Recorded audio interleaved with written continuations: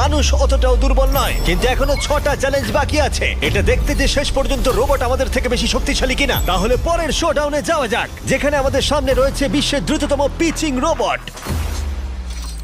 তুমি ও ইয়া, এটা সত্যি দারুণ। আমি এটা বুঝতে পেরেছি। নিও হলো একটা হিউম্যানয়েড রোবট যেটা মানুষের কার্যকলাপকে অনুকরণ করে। আর খুব বেশি দেরি নেই, যেদিন অ্যান্ড্রয়েড সমস্ত সেলফ অপারেশন নিজেই করে নেবে, হয়তো মানুষের থেকে বেশি।